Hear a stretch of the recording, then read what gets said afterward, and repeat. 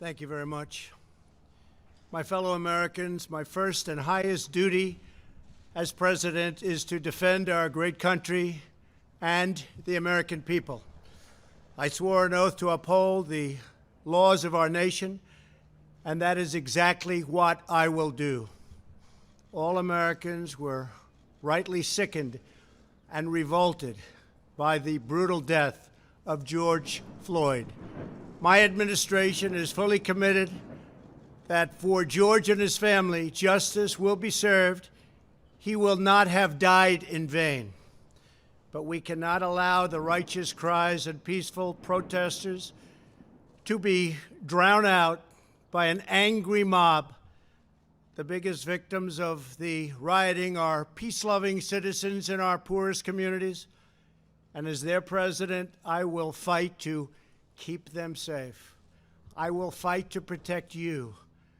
I am your president of law and order and an ally of all peaceful protesters. But in recent days, our nation has been gripped by professional anarchists, violent mobs, arsonists, looters, criminals, rioters, Antifa, and others. A number of state and local governments have failed to take necessary action to safeguard their residents. Innocent people have been savagely beaten, like the young man in Dallas, Texas, who was left dying on the street, or the woman in upstate New York viciously attacked by dangerous thugs. Small business owners have seen their dreams utterly destroyed. New York's finest have been hit in the face with bricks. Brave nurses who have battled the virus are afraid to leave their homes. A police precinct has been overrun. Here in the nation's capital, the Lincoln Memorial and the World War II Memorial have been vandalized. One of our most historic churches was set ablaze. A federal officer in California, an African-American enforcement hero, was shot and killed. These are not acts of peaceful protest. These are acts of domestic terror. The destruction of innocent life and the spilling of innocent blood is an offense to humanity and a crime against God. America needs creation, not destruction, cooperation, not contempt, security, not anarchy, healing, not hatred, justice, not chaos. This is our mission, and we will succeed. 100%, we will succeed. Our country always wins. That is why I am taking immediate presidential action to stop the violence and restore security and safety in America. I am mobilizing all available federal resources, civilian and military, to stop the rioting and looting, to end the destruction and arson, and to protect the rights of law-abiding Americans, including your Second Amendment rights. Therefore, the following measures are going into effect immediately. First, we are ending the riots and lawlessness that has spread throughout our country. We will end it now. Today, I have strongly recommended to every governor to deploy the National Guard in sufficient numbers that we dominate the streets.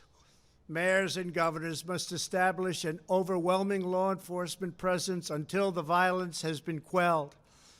If a city or state refuses to take the actions that are necessary to defend the life and property of their residents, then I will deploy the United States military and quickly solve the problem for them. I am also taking swift and decisive action to protect our great capital, Washington, D.C. What happened in this city last night was a total disgrace. As we speak, I am dispatching thousands and thousands of heavily armed soldiers, military personnel, and law enforcement officers to stop the rioting, looting, vandalism, assaults, and the wanton destruction of property. we are putting everybody on warning. Our 7 o'clock curfew will be strictly enforced. Those who threaten innocent life and property will be arrested, detained, and prosecuted to the fullest extent of the law. I want the organizers of this terror to be on notice that you will face severe criminal penalties and lengthy sentences in jail. This includes Antifa and others who are leading instigators of this violence. One law and order, and that is what it is. One law. We have one beautiful law.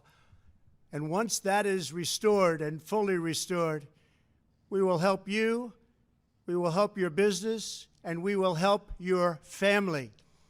America is founded upon the rule of law. It is the foundation of our prosperity, our freedom, and our very way of life.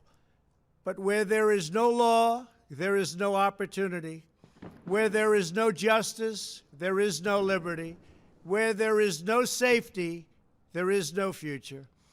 We must never give in to anger or hatred. If malice or violence reigns, then none of us is free. I take these actions today with firm resolve and with a true and passionate love for our country. By far, our greatest days lie ahead. Thank you very much, and now I'm going to pay my respects to a very, very special place. Thank you very much.